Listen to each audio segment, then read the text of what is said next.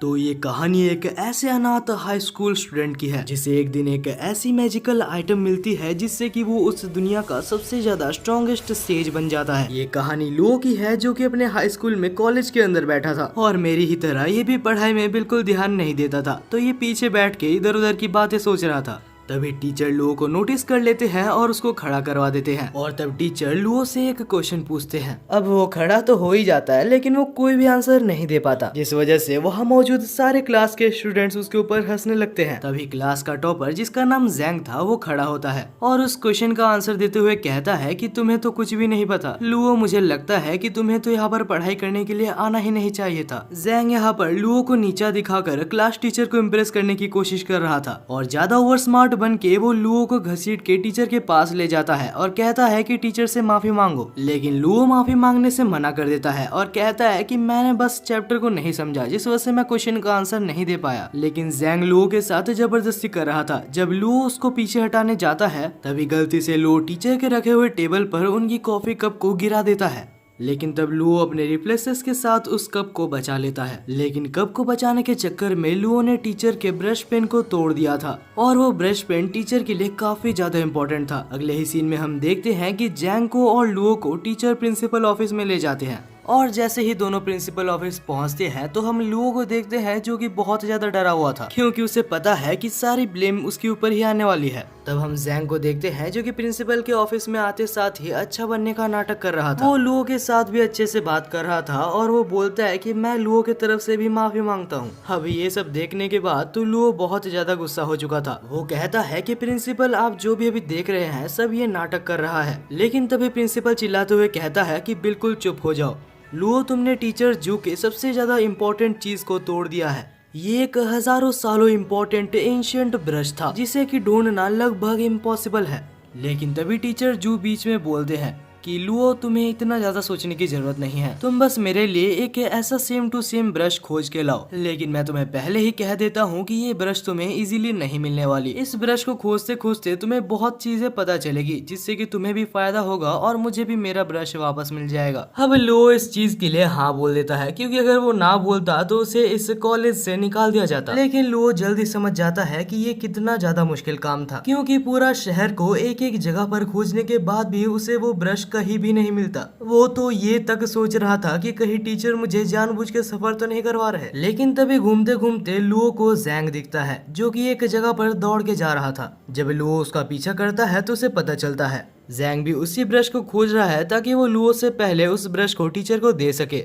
और तभी जैंग के अंकल बोलते हैं कि ये ब्रश मुझे मिल चुका है जो कि यहाँ पर नहीं एक और सिटी में है, हम लोग वहाँ पर चलेंगे लेकिन उससे पहले हम लोग कुछ खा लेते हैं। दूसरी तरफ हम लुओ को देखते हैं जो कि खुश हो रहा था क्योंकि ये उसके लिए बहुत बड़ा मौका था और लुओ जल्दी से जल्दी दूसरे सिटी में जाता है और उस शॉप को खोज लेता है। जब लुओ उस शॉप में पहुंचता है तो वहाँ पर मौजूद शॉपकीपर जो कि एक लड़की थी जिसका नाम रोंग था और उसे देखते साथ हमारे लुओ को उससे पहली नजर में ही प्यार हो गया था। अब वो शर्माते शर्माते पूछता है तो क्या तुम्हारे पास वो ब्रश है, और रोंग भी बोलती है कि हाँ हमारे पास वो ब्रश है। उसके बाद वो उसे ब्रश को दिखाती है लेकिन वो उसे ब्रश को छूने से मना करती है क्योंकि अभी वो उसे नहीं बेच सकते। वो कहती है कि मेरे ग्रैंडफादर जब यहाँ पर आ जाएंगे उसके बाद मैं उनसे पूछ के ये ब्रश तुम्हें बेच सकती हूँ। तभी वहाँ पर एक सूट पहना हुआ आदमी वहाँ पर एंटर करता है और कहता है कि वो ब्रश मेरी है। ये आदमी एक क्रिमिनल है और रोंग इसे जानती है। रोंग कहती है कि हमने तुम्हें कभी भी यहाँ पर नहीं बुलाया तो जल्दी से जल्दी यहाँ से भाग जाओ। ये आदमी जिसका नाम जेन है वो बहुत ज्यादा गुस्सा हो जाता है और उस ब्रश को लेके देखता है। उसके बाद बोलता है कि ये वो ब्रश नहीं है जिसको मैं खोज रहा हूँ और तब वो उस ब्रश को फेंक देता है। लेकिन सही टाइम पे लुओ उसको जाके पकड़ लेता है और उसके बाद जैंग कहता है कि अगर तुम मुझे वो ब्रश नहीं देती जो कि मैं मांग रहा हूँ तो मैं तुम सबको मार डालूंगा। तभी बीच में लुओ आ जाता है और अभी अभी जिससे उसे प्यार हुआ है उसके लिए वो उससे लड़ने लगता है। लेकिन तब जैंग इरिटेट होकर अपनी पावर को रिलीज करता है जिससे कि दोनों ही बहुत पीछे जाके गिरते हैं।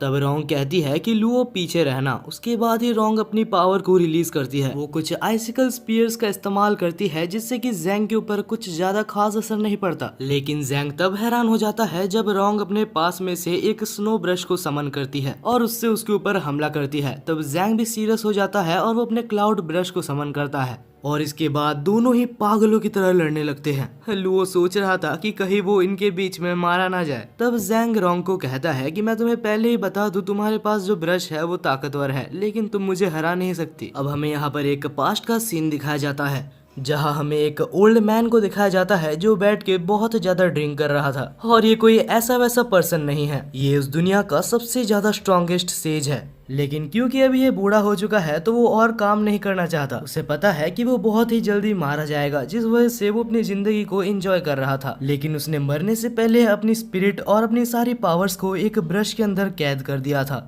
अब हमें फिर से प्रेजेंट में दिखाया जाता है जहाँ जैंग और रोंग लड़ रहे थे। और अब लड़ते लड़ते रोंग को एक झटका लगता है जिससे कि उसके पास से वही ब्रश निकल जाती है और वो ब्रश सीधा जाके लू के अंदर इंसर्ट हो जाती है। तब हम देखते हैं कि लू के अंदर कुछ चेंजेस आ रहे थे। कुछ ही देर में लू बिल्कुल बदल चुका था, उसकी प्रेजेंस बिल्कुल ही अलग हो चुकी थी। जैंग उसके ऊपर फिर से हमला करने की कोशिश करता है लेकिन वो लू की स्पीड को मैच नहीं कर पाता।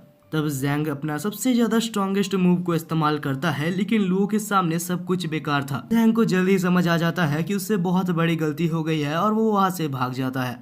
उसके जाने के बाद रोंग पूछती है, लुओ क्या तुम ठीक हो? लेकिन लुओ बिल्कुल भी ठीक नहीं होता और वो वहीं पर बेहोश हो जाता है। अगले सीन में हमें लुओ को एक अजीब सी जगह पर दिखाया जाता है जहाँ लुओ एक बोट पे होता है। लेकिन लुओ की ये खुशी भी ज्यादा देर तक नहीं टिकती क्योंकि वो बोट भी नीचे डूब जाता है। हालांकि वो सपना देख रहा था लेकिन जैसे ही वो सपने से उठता है तो वो अपने सामने रोंग को पाता है। तब रोंग के ग्रैंडफादर जिसका नाम मिस्टर वे था वो आते हैं और रोंग को इंट्रोड्यूस करते हैं। तब मिस्टर वे बोलते हैं कि तुम बेहोश हो गए क्योंकि तुम वो ब्रश की पावर्स को संभाल नहीं सकते। तब लुओ को याद आता है कि आखिर उसके साथ क्या क्या हुआ था। तभी लुओ को ये भी याद आता है कि अभी तक उसने अपने टीचर का ब्रश नहीं लिया। तब लुओ पूछता है कि मिस्टर वे क्या आपके पास वो पाइनएप्पल वाली ब्रश है? लेकिन वो तब चौंक जाता है जब मिस्टर वे कहते हैं कि मैंने उसको जैंग नाम के एक बच्चे को बेच दिया। वैसे अभी लुओ कुछ कर भी नहीं सकता जिस वजह से वो दुखी होके वहाँ से जाने लगता है। लेकिन तब मिस्टर वे कहते हैं कि तुम चिंता मत करो, हमारे शॉप में तुम्हारे साथ तो बहुत कुछ हुआ है तो तुम इस ब्रश को रख सकते हो। और इसके बाद मिस्टर वे कहते हैं कि तुम जो ब्रश यहाँ पर लेने आए थे ये उससे भी काफी ज्यादा वैल्यूएबल है। अब हमें दूसरा सीन दिखाया जाता है जहाँ हमें एक लड़की दिखाई जाती है जो कि लाल कलर की ड्रेस पहनी थी और वो चुपके से एक रेस्ट्रिक्टेड जगह पर घुस के वहाँ पर जाना चाहती थी। लेकिन तभी वहाँ पर गार्ड उसको पकड़ लेता है। लेकिन तब वो लड़की बहाना देते हुए कहती है कि मैं बस वॉशरूम खोज रही थी और यहाँ पर आ गई। तब गार्ड उसे बाहर जाने का मैप देता है और वहाँ से जाने के लिए बोलता है। दूसरी तरफ हम लू को देखते हैं जो अभी भी दुखी दुखी चल रहा था क्योंकि उसे अभी तक वो पेन नहीं मिली थी जो कि उसे उसके टीचर ने लाने के लिए बोला था। मगर हाँ, उसके टीचर ने ये भी कहा था कि तुम भी कुछ अच्छा सीखोगे और मुझे भी मेरा ब्रश मिल जाएगा। तो मैंने कुछ नई चीजें तो जरूर सीखी है और ये पेन भी काफी अच्छा है। उम्मीद करता हूँ कि वो मुझे कॉलेज से ना निकाले। पहले अब लू जा रहा था मिस्टर जू के ऑफिस में वो पेन को देने के लिए और वो ये भी सोच रहा था कि वो अपने पेन को देते साथ ही एक इमोशनल स्टोरी को भी उसके साथ अटैच कर देगा ताकि टीचर जो उसको कुछ ना बोले और छोड़ दे। लेकिन तभी अचानक से लू के टीचर पीछे आ जाते हैं और आके पूछते हैं कि लू आखिर तुम यहाँ पर क्या कर रहे हो? लू तब कुछ समझ नहीं पाता और कह देता है कि मुझे आपकी पेन मिल गई है। टीचर तो खुश हो जाते हैं और उसको अपने केबिन के अंदर ले जाते हैं। जब लू अंदर जाता है तो वो काफी ज्यादा नर्वस होता है क्योंकि उसे पता है जो पेन उसे देनी थी वो पेन उसे मिली नहीं है। लेकिन अब लू कुछ कर भी नहीं सकता जिस वजह से वो पेन उसे देता है और वो पेन देने के बाद नहीं पता कैसे लू को उस पेन के बारे में सारी इन्फॉर्मेशन पहले से ही पता होती है। टीचर जैसे ही उस पेन को देखते हैं तो टीचर को पहले ही अंदाजा हो जाता है कि ये पेन बहुत ही ज्यादा कीमती है। ऊपर से जब लू उस पेन के बारे में उसे जितनी इन्फॉर्मेशन पता थी सारी इन्फॉर्मेशन टीचर को बताता है तो वो टीचर काफी ज्यादा खुश हो जाते हैं। यहाँ तक कि वो टीचर उस पेन को ट्राई कर भी देखते हैं।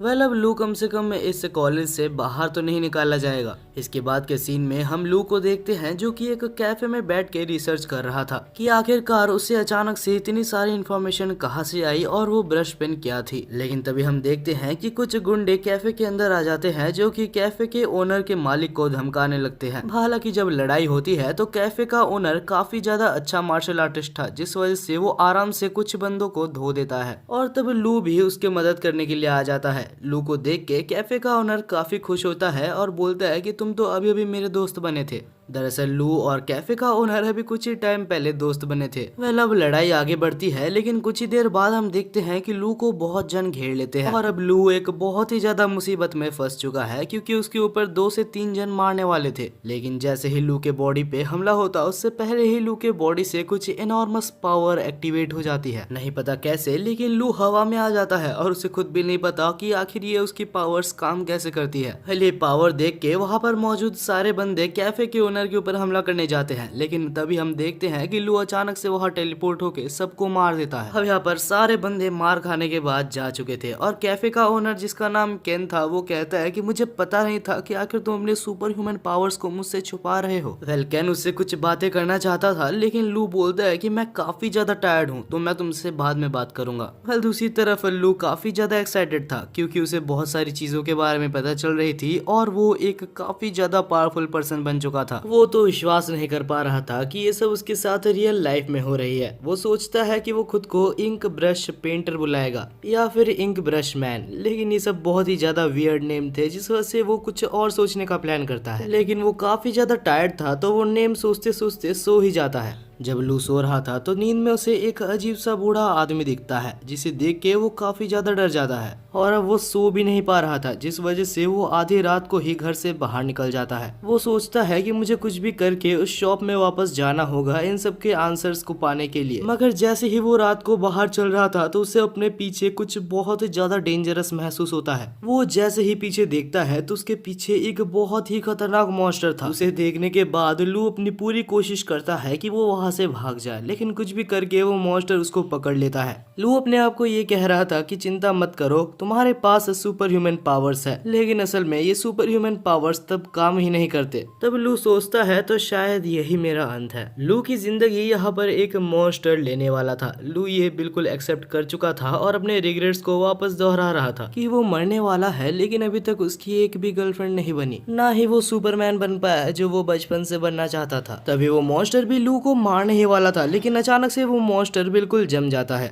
क्योंकि वहीं पर सही टाइम पे रोंग आ चुकी थी जो कि लू को बचा लेती है। तब रोंग लू को पूछती है कि आखिर हमने जो तुम्हें ब्रश दिया था वो क्या तुम्हारे पास है, लेकिन तब लू कहता है कि मैंने वो अपने टीचर को दे दिया। और ये सुन के रोंग काफी ज्यादा गुस्सा हो जाती है और उस गुस्से को मॉन्स्टर के ऊपर निकाल देती है। और रोंग इतनी ज्यादा ताकतवर है ये देख के लू उसके ऊपर फिर से फिदा हो जाता है। वेल अब ये सब हो जाने के बाद लू और रोंग फिर से उसी शॉप के अंदर जाते हैं और रोंग लू को इस बार अपने ग्रैंडफादर के पास ले जाकर बैठा देती है। तब हम देखते हैं कि रोंग के ग्रैंडफादर कहते हैं कि तुम्हारे ऊपर रात को जिस मॉन्स्टर ने हमला किया था उसे आखिर एक ब्रश पपेट कहा जाता है। वो कुछ ऐसे खतरनाक मॉन्स्टर्स होते हैं जो कि ब्रश पेन के द्वारा बनाए जाते हैं, और जो ब्रश पेन मैंने तुम्हें दिया था, अगर तुम्हारे पास वो ब्रश पेन होता तो तुम मॉन्स्टर से बच सकते थे, लेकिन तुमने उस ब्रश पेन को किसी और को दे दिया। मैं ठीक कह रहा हूँ ना? तब लू कहता है अरे हाँ आप बिल्कुल ही ठीक कह रहे हैं, वो ब्रश मैंने मेरे टीचर को दे दिया था। तब लू कहता है कि आप मेरे को बिल्कुल पहले से पूरी स्टोरी को बताइए, मुझे पता है आप मुझसे कुछ छुपा रहे हैं।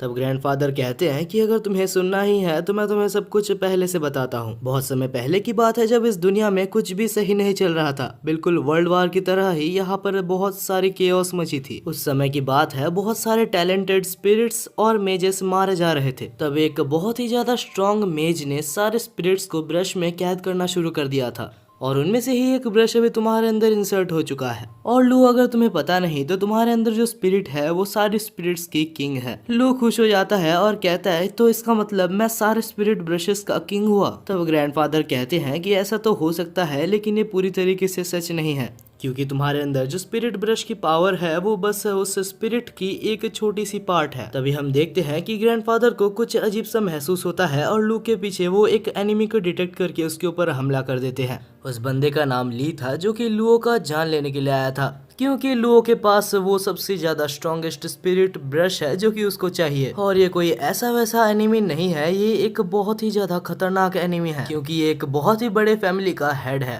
अब वो लुओ के ऊपर हमला करता उससे पहले ही रोंग उसके ऊपर हमला कर देती है, लेकिन ली उस अटैक को काफी आसानी से रोक लेता है और उल्टा रोंग के ऊपर एक बहुत ही खतरनाक हमला करता है। तब रोंग को बचाने के लिए सामने लू आ जाता है, लेकिन ग्रैंडपा सही टाइम पे उसको संभाल लेते हैं। और तब हम देखते हैं कि ली बहुत ज्यादा गुस्सा होके बहुत सारे अटैक्स एक बार में करने लगता है। लेकिन ग्रैंडफादर भी कोई कमजोर खिलाड़ी नहीं था। दूसरी तरफ हम लू को देखते हैं जो रोंग को पूछता है कि आखिर ये सब क्या चल रहा है। तब रोंग कहती है कि तुम्हारे अंदर जो ब्रश है वो टॉप 7 ब्रशेस में से काउंट होता है और ये बंदा उन 7 ब्रशेस को कलेक्ट करने का काम करता है जिनमें से एक ब्रश तुम्हारे अंदर है, तो वो तुमको मार के तुम्हारे अंदर से उस ब्रश को लेने के लिए आया है। दूसरी तरफ हम देखते हैं कि अभी तक ग्रैंडपा उससे लड़ रहे थे, लेकिन अभी उनकी तबीयत काफी ज्यादा अच्छी नहीं थी क्योंकि ग्रैंडफादर बूढ़े हो चुके हैं, तो वो उनसे काफी ज्यादा देर तक नहीं लड़ सकते, जिस वजह से रोंग लड़ने का फैसला करती है। तब वो लू को कहती है कि तुम यहाँ से जितना दूर हो सके उतना दूर भाग जाओ, क्योंकि अगर मैं नहीं लड़ पाई तो वो तुम्हें भी मार देगा। दूसरी तरफ हम ली को देखते हैं जो कि ग्रैंडफादर को मारने ही वाला होता है, लेकिन तभी लू अपनी पावर को एक्टिवेट करके एक प्रोटेक्शन बैरियर से उनको बचा लेता है। ग्रैंडफादर कहते हैं कि लू तुम भाग जाओ क्योंकि तुम इसके सामने नहीं जीत सकते। तब लू कहता है कि मैं इस फाइट में उतर चुका हूँ और अब मैं भाग नहीं सकता, लेकिन लू का स्टेमिना ज्यादा देर तक नहीं टिकता, जिस वजह से ली उसको पकड़ के उसको मारने वाला था। लेकिन तभी हम देखते हैं कि बीच में ग्रैंडफादर आ जाते हैं जो कि उस अटैक को अपने ऊपर लेके अपने आप को मार देते हैं, लेकिन मरने से पहले वो उसको बहुत अच्छा खासा डैमेज कर देते हैं, जिस वजह से ली को उस टाइम के लिए वहां से जाना पड़ता है। वेल इसके बाद हमें ग्रैंडफादर को दिखाया जाता है जो कि मरे नहीं थे। उसके जाने के बाद वो मुश्किल से बैठते हैं और लू को कहते हैं कि तुम्हें जल्द से जल्द उस ब्रश को अपने अंदर से निकालना होगा और इसका कोई ना कोई तरीका मैं जरूर ढूंढ निकालूंगा। लेकिन तब लू कहता है कि आप चिंता मत कीजिए, मैं इस ब्रश को कंट्रोल करना जरूर सीखूंगा। मैं अपने वजह से आप दोनों की लाइफ को खतरे में नहीं डालना चाहता। मैं कसम खाता हूँ कि मैं इस ब्रश पेन को चलाना सीखूंगा और आप दोनों को ही प्रोटेक्ट करूंगा।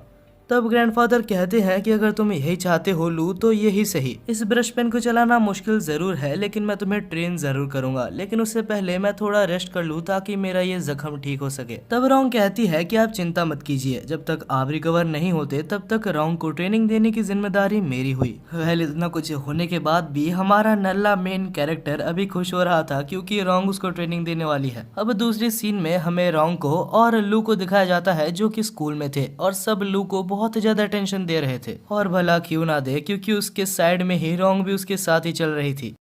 अब इसके बाद ही रोंग लू को एक लाइब्रेरी में ले जाती है और कहती है कि तुम्हें यहाँ पर सारे इम्पोर्टेंट पोएम्स को रिसाइट करना होगा, क्योंकि सारे पोएम्स को जानने के बाद ही तुम ब्रश की फुल पोटेंशियल को समझ पाओगे। लू भी बहुत ज्यादा परेशान हो जाता है क्योंकि उसे लग रहा था कि उसे पढ़ाई नहीं करनी होगी, लेकिन यहाँ भी उसे पोएम्स याद करने होंगे। वह रोंग काफी ज्यादा टेंशन में थी, जिस वजह से लू उसको एक जोक सुना के उसको हंसाने की कोशिश करता है, लेकिन अफसोस रोंग हंसती नहीं है। और तभी वहाँ पर जैंग आ जाता है जो आकर लू की फिर से बेइज्जती करने लगता है। वो कहता है कि अगर तुम्हें बस मजबूरी में ही लू के साथ रहना है तो तुम उसे छोड़ सकती हो, और अगर तुम्हें पोएम्स ही चाहिए तो मेरे को सारे पोएम्स याद है। ये सब सुन के लू बहुत ज्यादा परेशान हो गया था और इतना गुस्से में था कि उसे कुछ भी समझ नहीं आ रहा था। तब जैंग अपने आप को रोंग से इंट्रोड्यूस करता है और कहता है कि लू एक बहुत ज्यादा बेकार स्टूडेंट है। वो इतना ज्यादा घटिया है कि कुछ दिन पहले उसने कुछ ऐसा काम किया था जिससे कि वो कॉलेज से निकाल दिया जाता। तब लू को लगता है कि ये सब सुनने के बाद रोंग उसकी हेल्प नहीं करेगी या ही उसके साथ रहेगी, लेकिन भाई वो कहते हैं ना कि मेरी वाली अलग है। बस वैसे ही रोंग यहाँ पर उल्टा जैंग को ही रोस्ट कर देती है। वो कहती है कि तुम बस अपने आप को अच्छा दिखाने की कोशिश कर रहे हो, भले ही तुम एक नालायक हो। और ये सुनने के बाद वहाँ पर मौजूद सारे स्टूडेंट्स उसके ऊपर हंसने लगते हैं, लेकिन इस जैंग गधे को अभी तक समझ नहीं आया। उसे लग रहा है कि वो बस जबरदस्ती लू के साथ है और उसे लग रहा है कि वो लू से रोंग को छीन लेगा।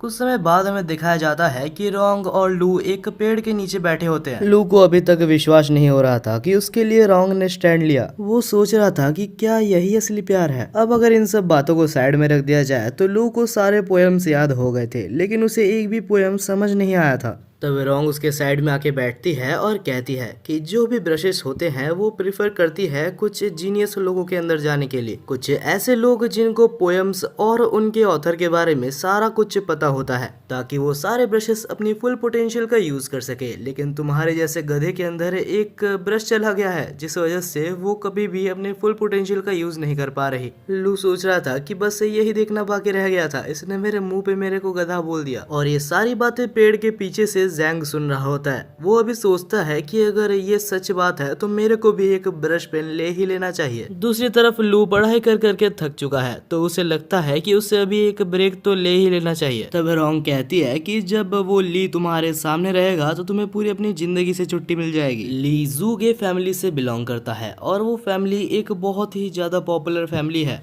जो कि अभी तुम्हारे पीछे पड़ा है और उस फैमिली से कोई भी लड़ना नहीं चाहता। तो तुम्हें जल्दी से जल्दी तुम्हारे अंदर मौजूद ब्रश पेन के बारे में जानना होगा। जितना जल्दी तुम जानोगे उतने ही अच्छे से तुम उसे यूज कर पाओगे। और हमारा नल्ला बेरोजगार लू अभी भी बस छुट्टी लेने के बारे में सोच रहा था। तभी अचानक से नहीं पता कैसे लेकिन उसके अंदर मौजूद सारे ब्रशेस के बारे में उसे इन्फॉर्मेशन पता लग जाती है और वो सारी इन्फॉर्मेशन रोंग को समझा देता है। तब हमें बताया जाता है कि लू यहाँ पर आने से पहले अपने टीचर के पास गया था जिससे कि वो सारी इन्फॉर्मेशन कलेक्ट करके लाया था। बस वही क्योंकि वो रोंग को इम्प्रेस करना चाहता था। और हाँ, ये काम भी करता है क्योंकि ये सब सुनने के बाद रोंग लू को देखकर पहली बार अपनी जिंदगी में स्माइल करती है। और ये सब होने के बाद लू अपने ही ख्यालों में खो गया था जिस वजह से रोंग उसको एक जोर का मारती है और उसको बोलती है कि और ज्यादा पढ़ाई करो।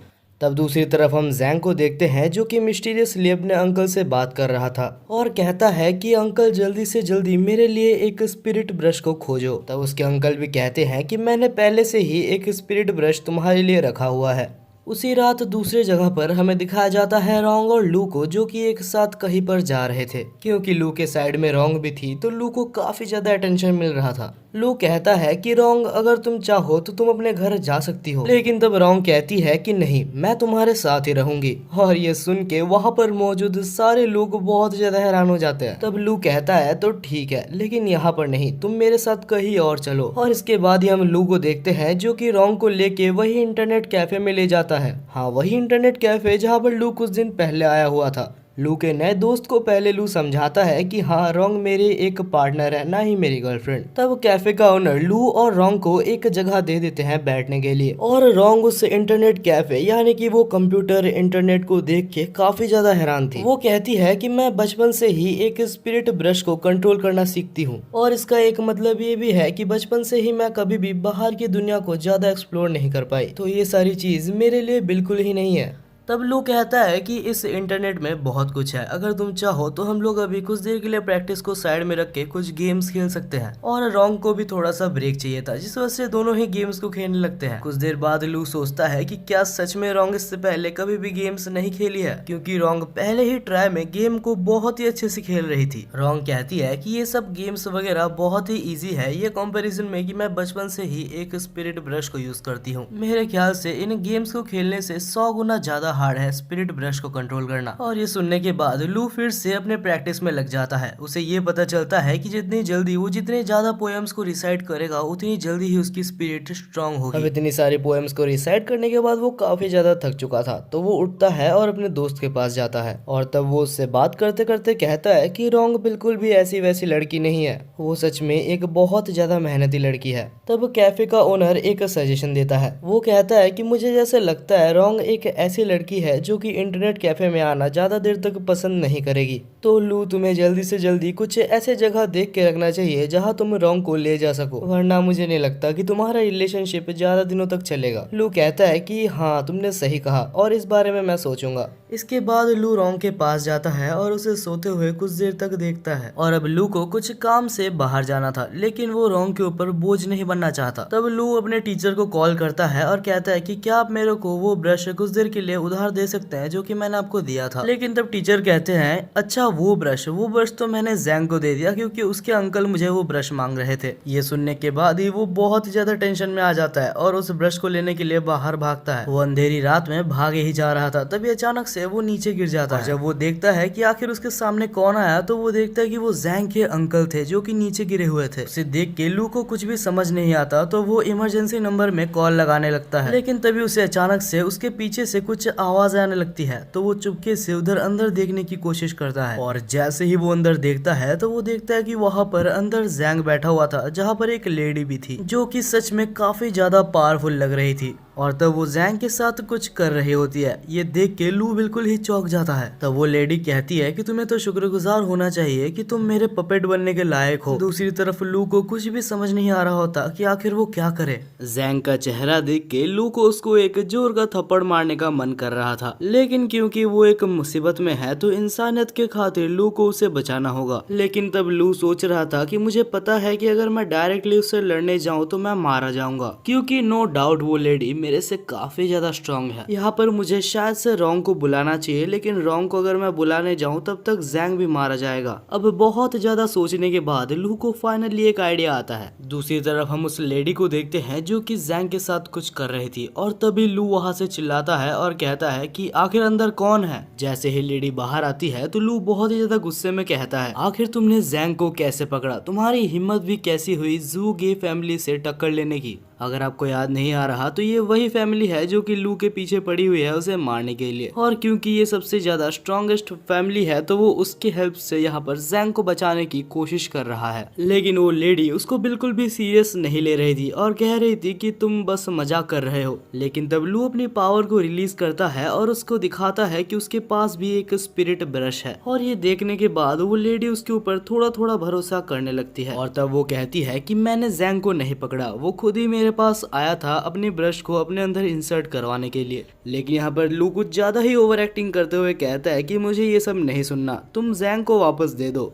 वरना मुझे मिस्टर ली को बुलाने में टाइम नहीं लगेगा और मैं तुम्हें जान से मार दूंगा। लेकिन ज्यादा टाइम नहीं लगता उस लेडी को पता लगाने में कि लू बस एक एक्टिंग कर रहा है, और तब वो अपनी पावर को रिलीज करती है और कहती है कि तुम जैसे छोटे चूहों को मैं हर रोज खाती हूँ। वो लेडी ने उसके ऊपर हमला कर दिया था जहाँ लू भागने की कोशिश करता है लेकिन भाग नहीं पाता। तब उस लेडी ने अपनी आर्ट की मदद से उसको पकड़ लिया था और कहती है कि तुम इससे बच नहीं सकते। लू को उस अटैक से काफी ज्यादा दर्द हो रहा था। उस अटैक ने ना ही सिर्फ लू के बॉडी में, यहाँ तक कि लू के गले में भी उसने जहर भर दिया था।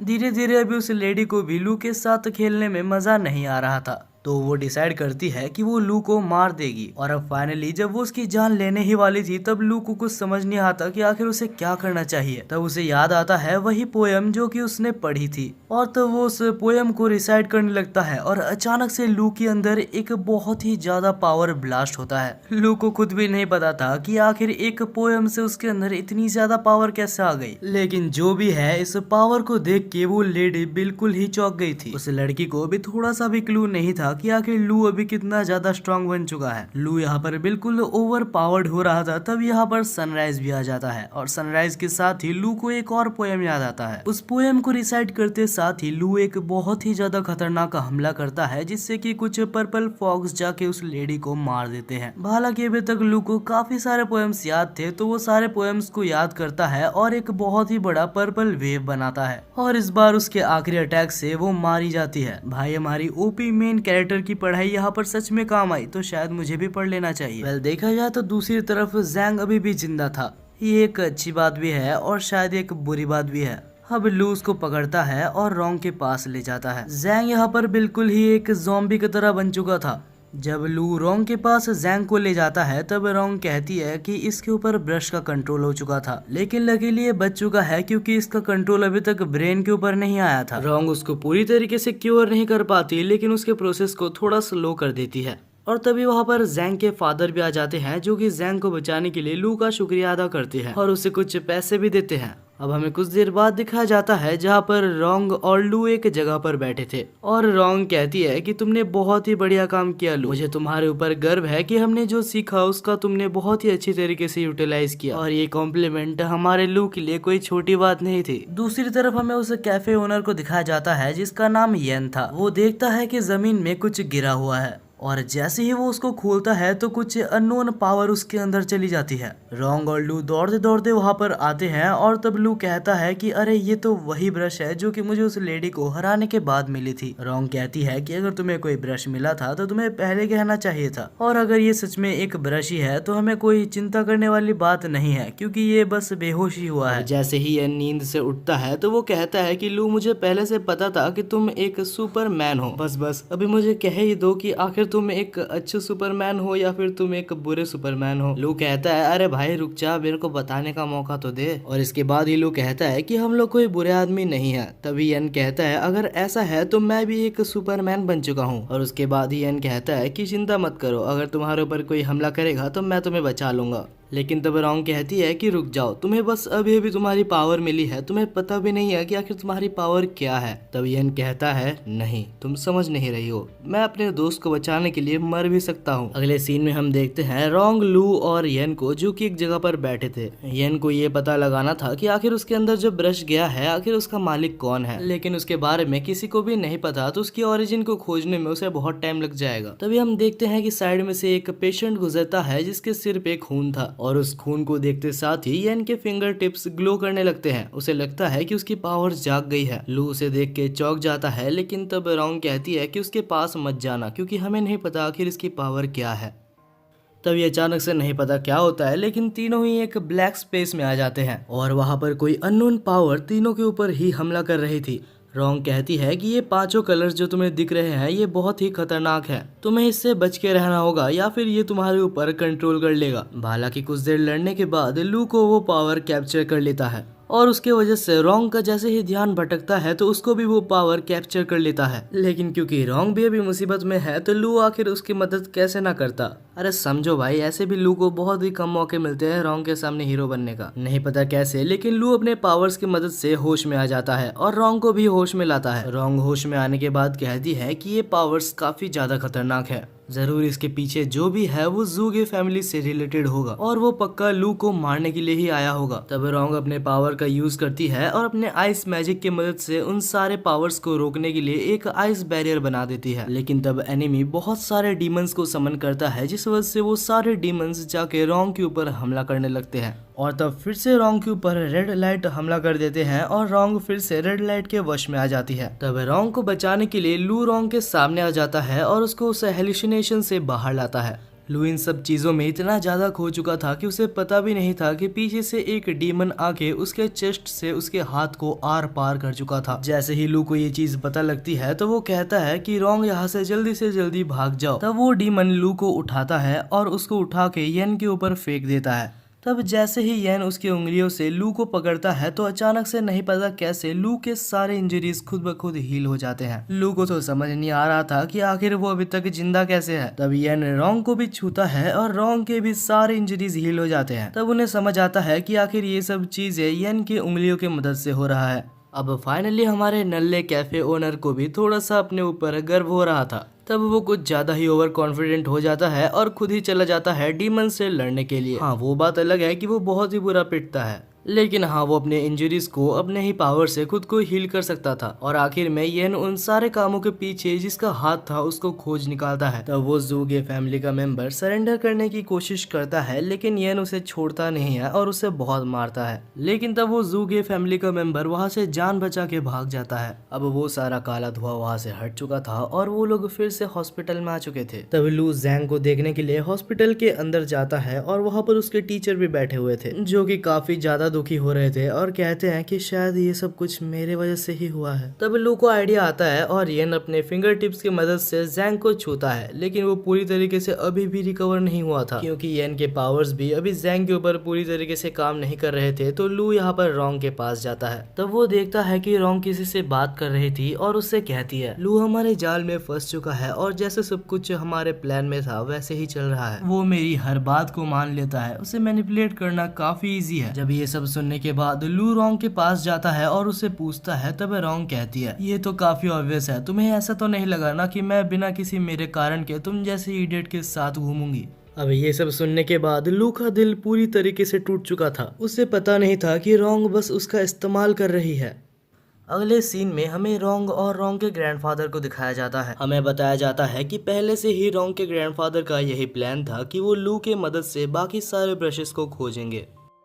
अब ये सब सोच के जब लू बाहर चल रहा होता है तभी उसको वही रेड ड्रेस पहनने वाली लड़की दिखती है। ये वही लड़की है, अगर आप याद करोगे तो पहले ये बिल्कुल ही इलीगल तरीके से एक टेम्पल पे घुसना चाहती थी। वो यहाँ पर आके लू को मैनिपुलेट करने की कोशिश कर रही थी। वो कहती है कि तुम मेरे साथ चलो, उस रोंग ने तुमको धोखा दे दिया लेकिन मैं तुम्हें धोखा नहीं दूंगी। अगर तुम चाहो तो मेरे साथ मिलके रोंग और उसके ग्रैंडफादर से पहले 7 कोलोसल ब्रश को खोज सकते हो। लेकिन वो बोलते हैं ना कि एक बार धोखा खाने के बाद बार बार धोखा नहीं खाते। तब लू कहता है कि नहीं, कोई जरूरत नहीं है, मैं ऐसे ही ठीक हूँ। लेकिन तब वो रेड ड्रेस वाली लड़की लू को जबरदस्ती उसके साथ खींच के ले जाती है। यहाँ पर लू चाहता तो ना बोल सकता था, लेकिन लू की मस्ती तो देखो। और इसी मस्ती के चक्कर में वो फिर से मैनिपुलेट हो जाता है और हमें पता ही है कि ये लाल ड्रेस वाली लड़की कोई अच्छी लड़की नहीं है। तब वो रेड ड्रेस वाली लड़की लू को कोने में ले जाती है और फ्लर्ट करने के बहाने उसको बेहोश कर देती है। और उसके बाद वो लड़की लू को कार में भर के वहाँ से चली जाती है। दूसरी तरफ हम रोंग और येन को देखते हैं जो कि लू को खोज रहे थे, लेकिन लू का तो कोई अता पता ही नहीं था।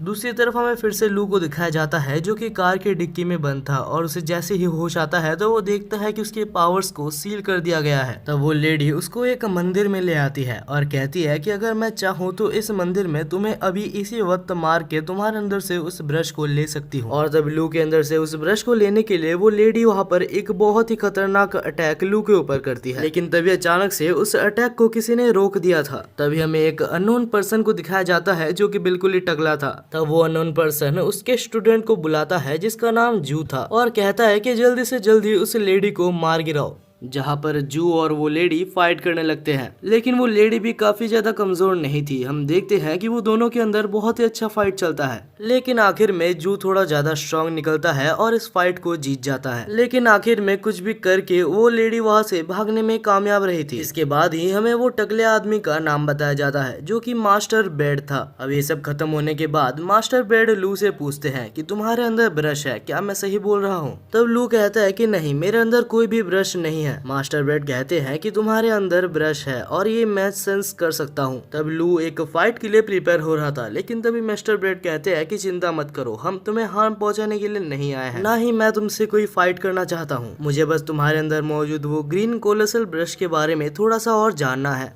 तब मास्टर बेड लू को एक पुरानी कहानी के बारे में बताते हैं। बहुत सालों पहले की बात है, मैं और रोंग के फादर बहुत ही अच्छे दोस्त हुआ करते थे, लेकिन कुछ कारणों की वजह से रोंग के फादर वहाँ से डिसअपीयर हो गए और आज तक उनका कोई भी अता पता नहीं है।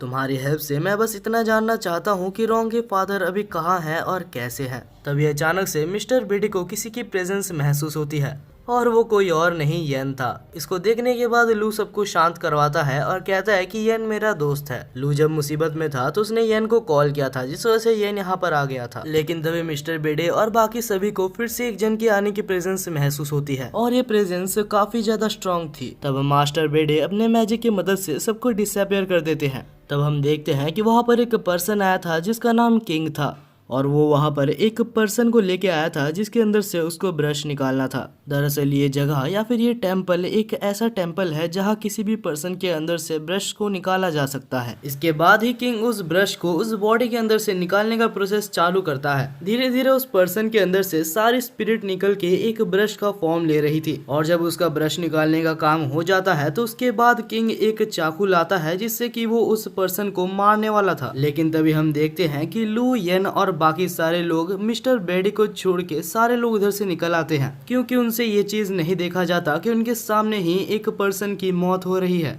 क्योंकि सब लोग निकल ही चुके थे तो मिस्टर बेडी को भी वहाँ से निकलना ही होता है। तब किंग लू को देख के बहुत ज्यादा खुश हो जाता है, क्योंकि उसे पता लग चुका था कि लू के अंदर भी 7 कोलोसल ब्रशेस में से एक ब्रश मौजूद है और जो पर्सन से वो ब्रश को अभी एक्सट्रैक्ट किया वो पर्सन के अंदर भी एक 7 कोलोसल ब्रशेस में से एक ब्रश मौजूद था। तब जैसे ही किंग लू के ऊपर हमला करता है तो लू अपनी पावर को समन करने की कोशिश करता है, लेकिन नहीं कर पाता। वो तो अच्छा हुआ कि जू ने सही टाइम पे लू को बचा लिया था। ये देख के मास्टर बेडे कहते हैं कि लू तुम पीछे रहो, क्योंकि तुम्हें अभी तक पूरी तरीके से ब्रश को यूज करना शायद नहीं आया है। दूसरी तरफ जू अभी भी किंग से लड़ रहा होता है। जू बहुत ही अच्छा टक्कर किंग को दे रहा था।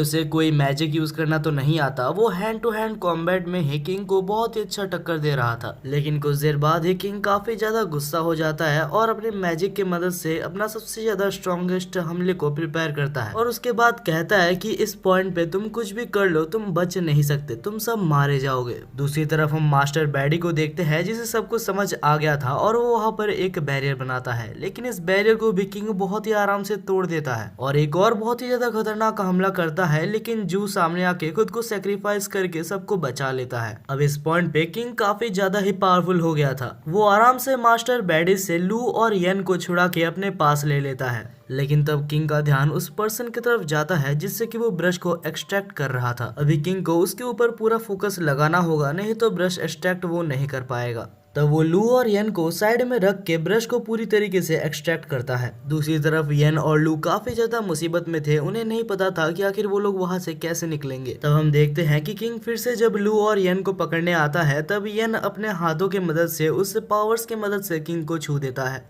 जैसे ही येन किंग को छूता है तो किंग के पास जो ब्रश था वो फिर से उस पर्सन के अंदर चला जाता है। तब हम देखते हैं कि लू को पता चलता है कि येन के पास दो पावर्स है, एक पावर हील करने की और एक पावर पास्ट में जाने की। तब हम देखते हैं कि किंग उन दोनों को फिर से अपने कब्जे में करने के लिए एक और बहुत ही ज्यादा खतरनाक हमले को प्रिपेयर कर रहा था, लेकिन तब किंग का हमला मिस हो जाता है और वो हमला सीधा जाके ब्रश पेन पे लगता है और वो ब्रश पेन जाके सीधा फिर से लू के अंदर चला जाता है। 2 मिनट के लिए तो वहाँ पर सारे लोग ही चुप हो गए थे, क्योंकि इस वर्ल्ड में ये इम्पॉसिबल है कि किसी एक पर्सन के अंदर 2 स्पिरिट ब्रश चला जाए। हम लू को देखते हैं जिसके अंदर एक बहुत ही बड़ा एनर्जी ब्लास्ट होता है और यहाँ तक किंग के सामने लू ने अपनी नई पावर को दिखा दी थी। उस वक्त के लिए किंग वहाँ पर बिल्कुल ही डर चुका था, जिस वजह से वो वहाँ से भाग जाता है। इसके बाद हमें दिखाया जाता है कि येन तो बहुत ही ज्यादा खुश था कि उसने इतनी जल्दी अपनी नई पावर को आइडेंटिफाई भी कर लिया और उसे यूज करना भी सीख गया। लेकिन तब लू काफी ज्यादा थक गया था और वो नीचे बैठ जाता है और कहता है कि मैंने अपनी नई पावर को नहीं सीखा है। वो कहता है कि मैंने बस एक पोएम को रिसाइट किया था जिससे कि बस उसकी इमेजिनेशन बनी थी। इन रियलिटी उस ब्रश को मुझे चलाना बिल्कुल भी नहीं आता। इसके बाद ही मास्टर बैडे आते हैं और लू की बॉडी को चेक करते हैं और कहते हैं कि मुझे नहीं पता कैसे, लेकिन लू ने 2 ब्रशेस को फ्यूज करने में कामयाब रहा था। देखा जाए तो इससे पहले भी एक पर्सन ने जबरदस्ती ऐसे करने की कोशिश की थी, लेकिन कुछ देर बाद ही वो मारा गया था। इससे पहले इस दुनिया में कोई भी नहीं आया जिसके पास 2 ब्रशेस हो। इसके बाद ही वहाँ पर एक लेटर भी आता है जो कि रॉन्ग के तरफ से था। उस लेटर को पढ़ने के बाद लू कहता है कि मेरे को समझ नहीं आता कि आखिर रॉन्ग मेरे साथ अच्छा व्यवहार कर रही है या सिर्फ मेरा फायदा उठा रही है। वेलियन कहता है कि तुम्हें एक और बार रॉन्ग को मौका देके देखना चाहिए। दूसरी तरफ हम लू, मिस्टर बैडे और येन को देखते हैं जो कि जाते हैं उनके विलेज में ताकि किसी भी तरीके से हो, लेकिन लू के अंदर से जो 2 ब्रशेस हैं उनमें से एक को एक्सट्रैक्ट किया जा सके, क्योंकि अगर ये ना किया जाए तो इसकी कोई गारंटी नहीं है कि लू कब तक जिंदा रहेगा। अब लू, येन और मिस्टर बेडे उस विलेज के चीफ के पास जाते हैं, क्योंकि अगर सबसे ज्यादा इन्फॉर्मेशन किसी को होगी तो वो विलेज का चीफ ही होगा। जब चीफ ये सुनता है कि लू ने खुद के अंदर 2 ब्रशेस को एब्जॉर्ब किया है, वो भी बिना किसी हार्म के, तो वो कहता है कि शायद तुम्हारी बॉडी थोड़ी डिफरेंट है और तुम चाहो तो बहुत ही अच्छे और आगे तक जा सकते हो। लेकिन तब लू कहता है कि मुझे इसकी जरूरत नहीं है और जल्दी से जल्दी प्लीज आप कुछ भी करके मेरे अंदर से ब्रश को निकाल दीजिए, क्योंकि मैं सिंगल नहीं मरना चाहता। अब लू की दुख भरी कहानी सुनने के बाद चीफ कुछ करने की कोशिश करता है। वो अपने आप को लू के साथ अटैच कर लेता है और कोशिश करता है कि वो लू के अंदर से एक ब्रश को निकाल ले, और ये चीज काफी ज्यादा हार्ड थी और ये करते करते चीफ काफी ज्यादा थक गया था। चीफ कुछ देर के लिए बैठा ही था कि अचानक से कहीं से हमला होता है और चीफ की जान चली जाती है। एक विलेज का चीफ अचानक से मर जाना कोई छोटी बात नहीं है, जिस वजह से पूरी विलेज में अफरा तफरी मच जाती है और हम देखते हैं कि वहाँ पर एक लड़की आती है जो ये सब वहाँ पर देख के सबको बता देती है। लू और मास्टर बेडे काफी ज्यादा मुसीबत में थे, क्योंकि सब समझेंगे कि उन दोनों ने ही चीफ को मारा है, जिस वजह से वो लोग एक सीक्रेट जगह पर भागते हैं। वो दोनों एक टेम्पल के पास आते हैं जिसके साइड में से एक रास्ता निकलता है एक लाइब्रेरी का। मास्टर बेडे कहते हैं कि इस लाइब्रेरी के बारे में किसी को भी शायद नहीं पता, तो यहाँ पर रहना भी के लिए सबसे हमारे लिए सेफेस्ट होगा। लेकिन ये लाइब्रेरी कोई नॉर्मल लाइब्रेरी नहीं है, यहाँ से निकलने के लिए हमें बहुत सारी मेहनत करनी होगी, और अब हम यहाँ पर आ चुके हैं तो हम वापस नहीं जा सकते, क्योंकि अगर हम गए तो हम मारे जाएंगे। अब जैसे ही वो लोग लाइब्रेरी में आगे बढ़ते हैं तो वहाँ पर एक बहुत ही अजीब सी हैंडराइटिंग में कुछ लिखी हुई थी, और हम देखते हैं कि साथ ही में वहाँ पर बीच में बहुत सारे ब्रशेस भी रखे हुए थे। अचानक ही उन ब्रशेस को लू और मिस्टर बैडी के प्रेजेंस महसूस हो जाते हैं, जिस वजह से वो लोग एक्टिवेट हो जाते हैं और अभी इनमें से कुछ ब्रशेस मॉन्स्टर के फॉर्म ले चुके थे। तब हमें बताया जाता है कि ये मॉन्स्टर्स ब्रश पपेटियर्स है जिनको सिर्फ साउंड सुनाई देता है, इनको दिखाई नहीं देता। तब लू इसी चीज का फायदा उठा के वहाँ पर मौजूद सारे ब्रश पपेटियर्स को मार डालता है। लू की फाइटिंग स्किल्स देख के मास्टर बैडी काफी ज्यादा इम्प्रेस हुआ था। इसके बाद ही वो लोग वहाँ पर मौजूद सारे सिंबल्स को देखने लगते हैं और हमारा जीनियस टकला यानी कि मास्टर बैडी ये निकाल लेता है कि कहाँ पर एग्जिट हो सकता है। वो लोग एग्जिट के पास जाते हैं लेकिन वहाँ पर कोई भी डोर नहीं था। लू को बहुत ही ज्यादा टेंशन हो रहा था कि उनको यहाँ से निकलना ही होगा, जिस वजह से वो गधा अपना दिमाग को यूज नहीं करता और अपने मैजिक पावर को समन करके उस गेट को ही तोड़ देता है। और उसके बाद मास्टर बैडी को कहता है कि जब मैं स्ट्रेस में रहता हूँ तो ऐसा ही होता है। बाकी दूसरी तरफ मास्टर बैडी काफी ज्यादा टेंशन में थे क्योंकि उन्हें नहीं पता कि आखिर चीफ कैसे मारे गए। और हमें यहाँ पर एक बहुत ही ज्यादा शॉकिंग चीज बताई जाती है। आखिरकार चीफ मास्टर बैडी के खुद के फादर थे। अब दोनों ही अलग अलग हो जाते हैं और हम देखते हैं कि लू फाइनली येन को खोज लेता है। रात हो चुकी थी लेकिन लू सो नहीं पा रहा था। उसे क्या पता कि अगर वो आज रात सो जाए तो कल सुबह वो उठे या ना उठे। तब वो अपने नए ब्रश को समन करता है और उससे पूछता है कि आखिर मैं तुमको अलग कैसे करूं। लेकिन ब्रश वापस उसको एक खाली पेज दे देता है, यानी कि लू की तरह लू का ब्रश भी बिल्कुल ही गधा है। यहाँ में एक और शॉकिंग चीज पता चलती है। लू का जो सेकंड ब्रश है यानी कि ये येलो वाला ब्रश, लू जब जब इसका इस्तेमाल करेगा तब तक लू की लाइफ धीरे धीरे खत्म होते जाएगी। तब लू सोचता है कि क्या उसे रॉन्ग की हेल्प लेनी चाहिए, लेकिन तभी वहाँ पर येन कहता है कि लड़कियां सिर्फ तुम्हें स्लो कर देगी, चिंता मत करो, मैं जू और मिस्टर बैडी तुम्हारे साथ ही हैं।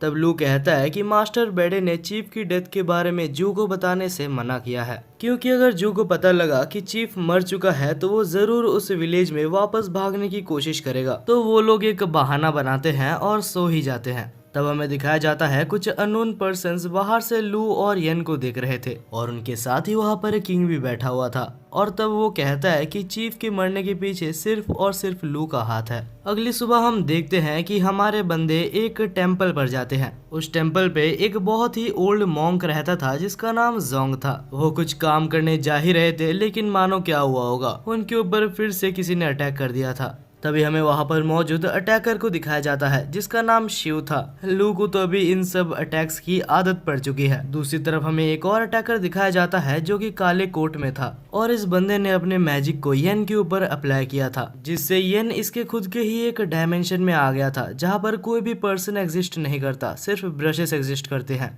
तब वो बंदा कहता है कि ये मेरा डायमेंशन है और यहाँ से निकलने का बस एक ही तरीका है, कुछ भी करके मेरे मुंह से लू का नाम बुलवाओ और तुम यहाँ से आजाद हो जाओगे।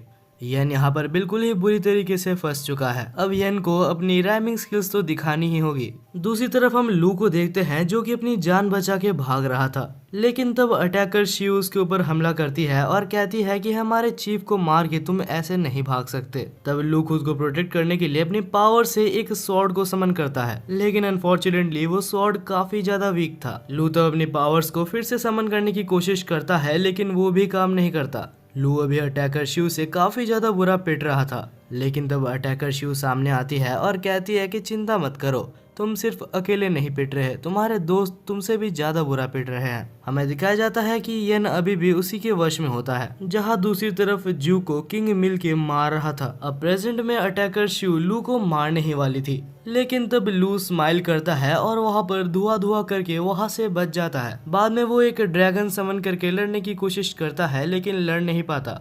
लू सोच रहा था कि आखिर इस लड़की के पास कैसा ब्रश है। दूसरी तरफ हमें येन को दिखाया जाता है जो कि अभी भी उसी जगह पर फंसा हुआ था, लेकिन तब वो दिमाग लगाता है और कहता है कि मेरे पास अपने कोई पोएम्स है ही नहीं जिससे मैं राइम करूं। तब सामने खड़ा अटैकर काफी ज्यादा गुस्सा हो जाता है और कहता है तुम्हें एक कला को इज्जत देनी नहीं आती, तुम एक ब्रश पेन के हकदार नहीं हो। और यही सेम चीज येन का प्लान भी था। येन का प्लान था कि वो धीरे धीरे उसको भड़का दे जिससे कि ये बैरियर कमजोर होने लगे, और होता भी ऐसा ही है क्योंकि कुछ देर बाद ही वो बैरियर इतना ज्यादा कमजोर हो जाता है कि येन उसको आराम से तोड़ देता है। येन बाहर आके जब लू की तरफ देखता है तो लू की हालत बहुत ही ज्यादा बुरी थी। मतलब वो लड़ तो नहीं पा रहा था लेकिन मरा भी नहीं था। और तभी उन दोनों की फाइट बीच में इंटरप्ट होती है क्योंकि वहाँ पर एक बहुत ही बड़ा तूफान आता है और हमें दिखाया जाता है कि कहीं से वहाँ पर एक बहुत ही बड़ा ह्यूज क्रिएचर अपीयर हो जाता है जो कि श्योरली काफी ज्यादा पावरफुल था, लेकिन क्योंकि वो इतना ज्यादा बड़ा था तो उसे हिलने में बहुत ज्यादा दिक्कत आ रही थी। देख के ऐसा लग रहा था कि वो मॉन्स्टर अटैकर शिव के ऊपर हमला करना चाहता है, लेकिन लू के अंदर का जो प्यूपल ब्रश यानी कि वो येलो ब्रश था वो खुद ब खुद मूव करता है और अटैकर शिव को उस मॉन्स्टर से बचा लेता है। हालांकि शिव को लग रहा था कि लू उसके साथ कुछ करने की कोशिश कर रहा है और इसके बाद ही शिव वहाँ पर बहुत ज्यादा इमोशनल होकर रोने लगती है, लेकिन लू को समझ नहीं आता कि आखिर ये सब क्या हो रहा है। लेकिन तब लू को इतना समझ आ ही जाता है कि यह नया ब्रश शिव को बचाना चाहता है। तब लू के दोस्त अपनी जान को खतरे में डाल के उस मॉन्स्टर का ध्यान को डाइवर्ट करते हैं और अटैकर्स वहां से भाग जाते हैं ये सोच के कि बाद में वो लू से बदला लेंगे। हालांकि ये चौंका देने वाली बात थी कि मॉन्स्टर के पास लॉन्ग रेंज डिस्टेंस अटैक्स भी हैं। हालांकि लू के बनाए हुए मैजिक बैरियर से वो अभी तक बचा हुआ है। येन कहता है कि मेरे को भी सिखा दो कि आखिर एक ब्रश की मदद से बैरियर कैसे बनाते हैं, लेकिन अनफॉर्चुनेटली लू को कोई आइडिया ही नहीं था क्योंकि उसकी प्यूपल ब्रश यानी कि वो येलो वाली ब्रश ये सब खुद ही कर रही थी। मॉन्स्टर से बचने के लिए वो लोग भाग रहे थे, लेकिन भागते भागते वो लोग फिर से मॉन्स्टर के पास आ जाते हैं। ये सब देख के वहाँ पर मौजूद अटैकर कहता है कि अभी के लिए हमें टीम अप कर लेना चाहिए। वो अटैकर वहाँ पर अपना एक बैरियर बनाता है और लू को कहता है कि अपने बैरियर को इसमें मर्ज कर दो ताकि वो दोनों मिलके वहाँ पर एक स्ट्रॉन्ग बैरियर बना पाए। लेकिन ऐसा कैसे करते हैं इसके बारे में लू को बिल्कुल भी नहीं पता था। तब वहाँ पर शिव कहती है कि ये काफी ज्यादा आसान है, तुम्हें बस अपने ब्लड फ्लो के अंदर तुम्हारे मैजिक माना को फील करना है। लू इन बातों को सही टाइम पे समझ जाता है जिस वजह से वो लोग वहाँ से भागने में कामयाब रहते हैं। वहाँ से एक सेफ डिस्टेंस पे जाने के बाद वो लोग देखते हैं कि वो मॉन्स्टर एक मॉन्क का रूप ले लेता है और चिया नाम के किसी एक पर्सन को वहाँ पर बुलाने लगता है। तब उस चश्मे पहने हुए असैसिन को समझ आता है कि आखिर ये कौन है। बहुत समय पहले की बात है, वहाँ पर एक किंग हुआ करता था और उस किंग का एक डिसाइपल था जिसका नाम काय था। लेकिन एक बार काय ने उसके मास्टर की एक बहुत ही इम्पोर्टेंट चीज एक बंदे को शेयर कर दी थी जिसका नाम चिया था। और क्योंकि काय ने मास्टर की एक बहुत ही इम्पोर्टेंट चीज चिया को दे दी थी, जिस वजह से काय के ऊपर से मास्टर का भरोसा बिल्कुल ही उठ चुका था। और हमें बाद में पता चलता है कि चिया एक और एम्परर के लिए काम कर रहा था और उसने सीक्रेटली काय से सारी इन्फॉर्मेशन मास्टर के बारे में निकाल के मास्टर को मार दिया था। और जो चीज अभी हमें प्रेजेंट में दिखाई जा रही है वो काय की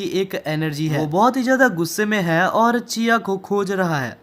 दूसरी तरफ हम लू, येन और बाकी असैसिन्स को देखते हैं और लू की येलो वाली ब्रश नहीं पता कैसे लेकिन एक जगह पर पॉइंट कर रही थी, तो उन्हें लगता है कि अगर वो उस चीज को डिस्ट्रॉय कर दे तो काय की आत्मा को शांति मिलेगी। लेकिन तब असैसिन्स कहते हैं कि बाहर जाना खतरे से खाली नहीं है और अगर हम बाहर जाए भी तो हमारे पास बहुत ही ज्यादा कम टाइम होगा उस चीज से बचने के लिए। तब येन कहता है कि अगर तुम लोग बिल्कुल भी डैमेज होते हो तो मैं तुम लोग को हील कर सकता हूँ, लेकिन हाँ मेरे पास जितनी एनर्जी है मैं तुम लोग को सिर्फ 9 बार ही हील कर पाऊंगा। तब हम देखते हैं लू, येन और शी इस खतरे को उठा के बैरियर से बाहर निकलते हैं, लेकिन निकलते साथ ही उसके ऊपर बहुत सारे अटैक्स हो जाते हैं और दोनों को हील करते करते उनके पास बस 6 ही चांसेस रह जाते हैं। इसके बाद ही फिर से लू के ऊपर हमला होता है, लेकिन शी उसको बचा लेती है, लेकिन शी फिर से डैमेज हो जाती है जिसकी वजह से येन को उनको फिर से हील करना पड़ता है और उनके पास अभी सिर्फ 3 ही चांसेस बचे हैं। और ऐसे करते करते ही अभी येन के पास सिर्फ लास्ट चांस ही बचा होता है। लेकिन तब शी बहादुरी दिखाते हुए कहती है कि मुझे और हीलिंग की जरूरत नहीं है।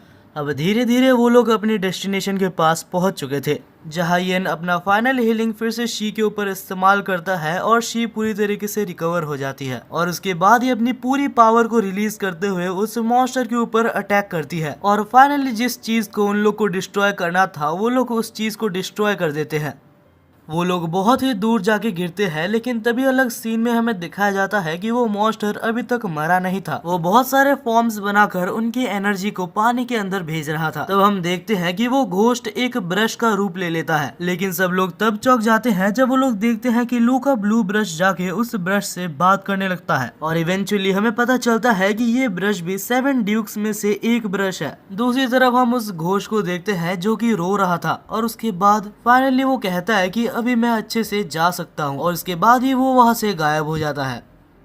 अब इसके बाद ही हम उस असैसिन को देखते हैं जो कि उस क्लाउड ब्रश को लेना चाहता था, लेकिन उस असैसिन के उस ब्रश को लेने से पहले ही वहाँ पर रोंग के ग्रैंडफादर आ जाते हैं और वो असैसिन पूरी तरीके से जम जाता है क्योंकि वहाँ पर रोंग भी आ चुकी थी। रोंग वहाँ पर आने के बाद कहती है कि कोई भी ब्रश को नहीं ले सकता क्योंकि 7 ड्यूक ब्रशेस बिल्कुल ही भाई बहनों की तरह होते हैं जो कि एक दूसरे के साथ रहते हैं। और क्लाउड ब्रश की यहाँ पर रुकने की बस एक ही वजह है क्योंकि लू के पास येलो और ब्लू ब्रश मौजूद है। और ये सब सुनने के बाद लू को बहुत ज्यादा गुस्सा आ रहा था क्योंकि एक बार फिर से रोंग और रोंग के ग्रैंडफादर ने लू का बस इस्तेमाल किया। वो लोग बस लू के हेल्प से क्लाउड ब्रश को खोजना चाहते थे। लू इतना ज्यादा गुस्सा हो चुका था कि वो यहाँ पर रोंग के ग्रैंडफादर के ऊपर अटैक भी करता है, लेकिन लू के ग्रैंडफादर ने उस अटैक को वापस लू के ऊपर ही भेज दिया था। तब हम देखते हैं रोंग लू को संभालने आती है और तब हम ग्रैंडफादर को देखते हैं जो कि कहता है कि चिंता मत करो, इससे तुम्हारी भलाई ही होगी। तब हम देखते हैं लू को जो कि रोंग के हाथों को अपने ऊपर से हटाता है और कहता है कि तुम मेरे को मत छूना, तुमने जो मेरे साथ किया है उसके बाद मैं तुम्हारे ऊपर भरोसा नहीं कर सकता। ये सुनने के बाद रोंग और रोंग के ग्रैंडफादर वहाँ से चले जाते हैं। तब हम देखते हैं कि वहाँ पर किंग भी आ जाता है जो कि बाकी दोनों असैसिन्स को वहाँ से ले जाता है क्योंकि उनका ब्रश होल्डर वैसे भी टूट चुका है। तो वो लोग लू, येन और बाकी सबको अपने कब्जे में करके वहां से चले जाते हैं।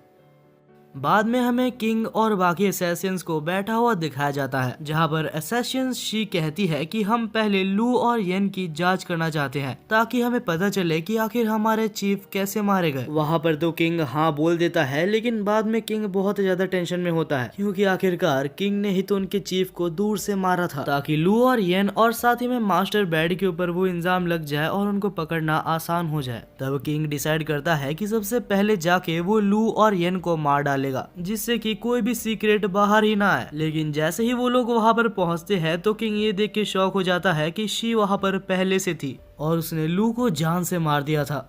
और इसके बाद वो कहती है कि मैं बस अपने चीफ के मारे जाने का इनसे बदला ले रही थी क्योंकि इनके पास से मेरे को ये चीज मिली। उस चीज को देखने के बाद किंग कहता है कि हाँ यही तो चीफ है। लेकिन तब शी पूछती है कि आखिर तुम्हें कैसे पता कि ये चीफ है क्योंकि इससे पहले तुमने चीफ को कभी भी नहीं देखा। लेकिन तब वो एक झूठ बोलता है और कहता है कि आईडी में पहले से चीफ का नाम लिखा हुआ था, लेकिन असल में वहाँ पर चीफ का नाम था ही नहीं, वो असल में येन का आईडी पास था। अनफॉर्चुनेटली एक के बाद एक किंग का झूठ पकड़ा जा रहा था और इसके बाद ही ये रिवील होता है कि लू और येन मारे नहीं गए थे, वो लोग बस शी का साथ दे रहे थे ताकि वो लोग मिलके किंग का झूठ को सामने ला सके। तभी वहाँ पर एक बूढ़ा आदमी आता है जिसका नाम फे था और वो कहता है कि तुम्हें बहुत कुछ एक्सप्लेन करना बाकी है। किंग तब वहाँ पर उनके ऊपर अटैक करने की कोशिश करता है, लेकिन तब फे नाम का वो बंदा किंग को नॉकआउट कर देता है और इसके बाद ही किंग को वहाँ पर टांग दिया जाता है। और तब फे अपनी एक एबिलिटी का यूज करता है जिससे कि वो किंग के ब्रश को टेम्पररी वहाँ से बाहर निकलता है और इस तरीके से वो किंग से सब कुछ सच सच उगलवा सकता है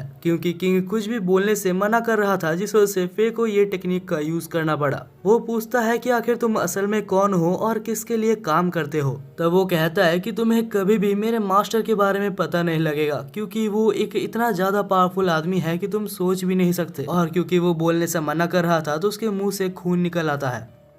अब ये प्रोसेस तो आगे कंटिन्यू रहेगा, लेकिन बाद में हमें दिखाया जाता है कि अब लू और येन यहाँ से निकल रहे थे जहाँ पर शी लू को थैंक यू बोलती है उसे बचाने के लिए। तब लू कहता है कि मैंने तो कुछ किया ही नहीं, जो किया मेरे ब्रश ने किया। आखिर में फे कहता है कि तुम दोनों को थैंक यू बोलने के लिए हमारे क्लैन मास्टर तुमसे मिलना चाहते हैं और ये और कोई नहीं ज़ूगे फैमिली का हेड यानी कि वही ली था। तब लू को समझ आता है सबसे पहले उसके ऊपर जिसने अटैक किया था वो ली नहीं था, वो ली के भेष में कोई और पर्सन था। अब दोनों ही एक साथ बैठे हुए थे जहाँ पर लू पूछता है कि क्या आपको कोई तरीका पता है जिससे कि मैं मेरे अंदर मौजूद 2 ब्रशेस को अलग कर सकूं। लेकिन अनफॉर्चुनेटली ली को इस बारे में कुछ भी नहीं पता होता है। वो लू को कहता है कि तुम एक जगह पर जाके देखो जिसका नाम ननरी है, वहाँ पर मौजूद लोगों के बारे में इन सब के बारे में कुछ न कुछ पता होगा, लेकिन वहाँ के लोगों से थोड़ा सा सावधान रहना क्योंकि वहाँ के लोग काफी ज्यादा डेंजरस हैं। वहाँ के कुछ लोग तुम्हारे ऊपर एक्सपेरिमेंट भी कर सकते हैं और तुम्हें ब्रश पेपेटियर्स भी बना सकते हैं। वो लोग अगर चाहे तो वो लोग तुम्हें गुलाम बनाकर रख सकते हैं और क्योंकि तुम्हारे अंदर 2 ब्रशेस मौजूद हैं तो वो लोग तुम्हारे अंदर इंटरेस्ट जरूर दिखाएंगे।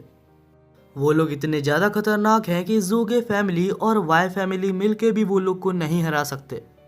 अब हमें कुछ दिनों बाद का सीन दिखाया जाता है जहाँ ज़ूगे फैमिली ली और येन को वहाँ पर रखे हुए थे एज अ गेस्ट। वहाँ पर वो लोग उनकी बहुत ज्यादा ट्रीटमेंट ले रहे थे। कुछ दिनों के लिए लू और येन काफी ज्यादा मजे करते हैं लेकिन फिर वो लोग नोटिस करते हैं कि आखिर जू के फैमिली उनके ऊपर इतना ज्यादा ध्यान क्यों दे रहे हैं। तभी लू को मास्टर बैडे का एक मैसेज आता है जहां वो कह रहा था कि उसके पास ननरी की कुछ इन्फॉर्मेशन है और उसे एक गुड न्यूज भी मिली है 2 ब्रशेस को स्प्लिट करने के लिए। लेकिन सबसे इम्पोर्टेंट वो ये कहता है कि जू के फैमिली एक बहुत ही बेकार फैमिली है, तुम्हें जल्दी से जल्दी वहाँ से निकलना होगा। और तभी वहाँ पर शिव भी आ जाती है जो कहती है कि मैं तुम्हारी हेल्प करूंगी यहाँ से निकलने में, लेकिन बदले में तुम्हें भी मेरी हेल्प करनी होगी। चीफ के मरने के पीछे जिन जिन का हाथ है उन्हें मारने के लिए। कुछ देर बाद हमें दिखाया जाता है कि उसी रात वो लोग वहाँ से निकलने में कामयाब भी रहते हैं, लेकिन निकलने से पहले ही उनको वहाँ पर एक पर्सन दिखता है। लू, येन और शी तब हैरान थे जब वो पर्सन उन्हें रोकता नहीं है, लेकिन अभी वो लोग एक लूप में फंस चुके थे। वो लोग जितनी बार भी गेट से निकल रहे थे वापस वो लोग मेंशन के अंदर आ जा रहे थे और ये सब काम पक्का इसी बंदे का है। येन कहता है कि यहाँ से निकलने के लिए हमें इसे हराना ही होगा, लेकिन जैसे ही वो उसके ऊपर हमला करने जाता है वो वापस वहीं पर टेलीपोर्ट हो जाता है। वेल तब लू एक चीज नोटिस करता है और कहता है कि हम तीनों को अलग अलग डायरेक्शन में जाना चाहिए और तब वो तीनों ही अलग अलग रास्ते में चले जाते हैं। लेकिन वो बंदा अभी भी चाहता तो तीनों की जगह को रिप्लेस कर सकता था, लेकिन क्योंकि उस बंदे ने येन की लोकेशन को ट्रैक नहीं किया तो उसे नहीं पता कि आखिर येन कहाँ पर है, जिस वजह से वो लोग वहाँ से निकलने में कामयाब रहते हैं। अब वो सब मिलके ननरी में जा रहे थे। तभी लू को एक कॉल आता है जो कि हॉस्पिटल की तरफ से था। कॉल में वो कहता है कि मास्टर बैडे बहुत ही बुरी तरीके से इंजर्ड है। तभी लू डिसाइड करता है कि वो बाद में मास्टर बैडे को देखने के लिए जाएगा। अब सब लोग ननरी के अंदर पहुंच चुके थे जहां पर येन और शी जा रहे थे और जाते वक्त वहां पर येन और शी को एक मारा हुआ आदमी दिखता है। दूसरी साइड में हम लू को हॉस्पिटल में देखते हैं जो कि मास्टर बैडे को देखने आया था। लू के आते साथ मास्टर बैडे कॉन्शियसनेस में आते हैं और लू को कहते हैं कि चीफ जो कि मारे गए वो मेरे खुद के फादर थे और उनके मारे जाने के पीछे मैंने जब इन्वेस्टिगेशन चालू की तो मुझे पता चला। लू तुम्हें पहले से तो ये पता ही है कि वाई फैमिली और जू के फैमिली दुश्मन है, लेकिन इन्वेस्टिगेशन के टाइम में मुझे पता चला कि वाई फैमिली और जू के फैमिली के बीच में एक ट्रेटर मौजूद है, यानी कि वो वाई फैमिली की हर इंफॉर्मेशन जाके जू के फैमिली को बताता है। मास्टर बैडी कहता है कि मैं उनके पीछे पीछे ही था और मैंने उनको बात करते हुए सुना कि वाई फैमिली और जू के फैमिली के सबसे ज्यादा इम्पोर्टेंट और सबसे ज्यादा पावरफुल ब्रशेस को वो लोग चुराने की कोशिश कर रहे थे। फर्दर जब मैंने उनका पीछा किया तो मैंने देखा कि वो दोनों ननरी के पास जा रहे थे और वहाँ पर मैं पकड़ा गया और उन दोनों ने मुझे बहुत ज्यादा मारा। और तभी लू को ध्यान में आता है कि येन और शी अभी ननरी के अंदर ही हैं। दूसरी तरफ येन और शी उस मरे हुए आदमी को देख रहे थे। शी काफी ज्यादा टेंशन में थी क्योंकि उसे लग रहा था कि मास्टर ने उससे कुछ छुपाया है। सब कुछ जानने के लिए येन और शी ननरी के अंदर भागते हैं। दूसरी तरफ लू येन को कॉल करता है लेकिन येन उठाता नहीं है, तो लू वहाँ से निकलता है जल्दी से जल्दी उनके पास जाने के लिए। दूसरी तरफ लू और शी वहाँ पर पहुंच चुके थे और वो लोग देखते हैं कि वही चश्मा वाला एसेसियन और साथ ही में मास्टर फे वहीं पर होते हैं और वो लोग मौजूद वहाँ पर ननरी के मास्टर से लड़ रहे होते हैं और उस ननरी के मास्टर के साथ उसका ट्रेटर भी था। शी बीच में कूद के उसका हेल्प करना चाहती थी, लेकिन तब येन उसको रोकता है और कहता है कि पहले सिचुएशन को अच्छे से समझ जाते हैं। और तभी वहाँ पर एक पावरफुल ब्रश पपेट आ जाता है और ननरी के ब्रश पपेट इतना ज्यादा पावरफुल होते हैं अगर वो चाहता तो उस चश्मे वाले एसेसियन को उधर ही मार सकता था। लेकिन तब मास्टर अपने ब्रश को समन करके अपने पावर्स को एक्टिवेट करता है और उसकी पावर को देख के येन भी चौंक गया था क्योंकि उसकी पावर काफी ज्यादा इंसेन थी और 1 सेकंड के अंदर ही उस ब्रश पपेट को वहाँ से हटा देता है। तब वो देखता है कि इन सारे ब्रश पपेट को वहाँ पर मौजूद ननरी का मास्टर कंट्रोल कर रहा था। तब फे उसके ऊपर हमला करने जाता है, लेकिन उसके हमला करने से पहले ही वहाँ पर बीच में फिर से एक और ब्रश पपेट आ जाता है। तब ननरी का मास्टर वहाँ पर मौजूद सारे ब्रश पपेटियर्स की पावर्स को भी बढ़ा देता है, लेकिन फे अभी भी अपनी पावर्स की मदद से उन पपेट्स को काफी आसानी से हरा देता है। लेकिन तब खुद ननरी का मास्टर मैदान में उतर जाता है और हम देखते हैं कि वो फे को यहाँ पर ब्रश पपेटियर ही बनाने वाला था, लेकिन तब शी और येन बीच में कूद जाते हैं और फे को बचा लेते हैं। हालांकि लड़ते वक्त येन को एक मॉन्स्टर हमला कर देता है और वो दूर जाके गिरता है। वो कहता है कि मैं तो बस फे को रिकवर करने वाला था, मैं बेकार ही में बैठ जाता हूँ। वेल येन और शी को समझ आ जाता है कि उनकी पावर यहाँ पर यूजलेस है लेकिन तभी हमारे वहाँ पर हीरो की एंट्री होती है। लू वहाँ पर आते साथ ही अपने पावर्स के मदद से बहुत सारे सोल्जर्स को समन करता है। लू येन को उठाता है और एक स्ट्रॉन्ग हैंडशेक देता है, यानी कि मानो वो ये कह रहा था कि चिंता मत कर दोस्त, मैं आ चुका हूँ। हैंडशेक के साथ ही लू येन के हाथों में कुछ देता है। अब जैसे ही वो लोग मिलकर हमला करने वाले थे तभी ननरी का मास्टर अटैक करता है और शी, येन और साथ ही में मास्टर तक को बेहोश कर देता है। उसने एक ऐसा हमला किया था जो कि धीरे धीरे उनके पास से एनर्जी लेके उनको मार देगा। तब वो कहता है कि मुझे पता है तुम यहाँ पर इसलिए आए हो ताकि तुम अपने ब्रश को सेपरेट कर सको। लू के पास और कोई भी ऑप्शन नहीं था सिवाय उसके बात मानने के। तब ननरी का मास्टर कहता है कि मेरी बात ध्यान से सुनो, यहाँ से थोड़े आगे जाते ही तुम्हें एक छोटा सा मेंशन दिखेगा, उसके अंदर जाना सबके लिए पॉसिबल नहीं है। वहाँ पर 4 ड्रैगन्स रहते हैं और साथ ही वहाँ पर एक मास्टर कैलीग्राफर रहता है जिसको कि बहुत ही मुश्किल से उस जगह पर सील किया गया है। तुम्हें अपने येलो ब्रश का यूज करके उस मेंशन के अंदर जाने का मौका मिलेगा और वहाँ पर जाने के बाद तुम अपने पेन्स को सेपरेट कर सकते हो। तब लू भी मान जाता है और अपनी ब्रश की मदद से उस जगह के अंदर चले जाता है। वैसे वो जगह अंदर से बिल्कुल ही अलग और बहुत ही ज्यादा सुंदर थी। बाहर हम ननरी के मास्टर को देखते हैं जो कि कहता है कि इसके अंदर जो भी गया है वो मरा हुआ ही वापस आया है। लू जब वहाँ पर सेक्रीफाइस हो जाएगा तो यहाँ जाने का रास्ता खुल जाएगा और साथ ही साथ हमें लू के ब्रशेस भी मिल जाएंगे।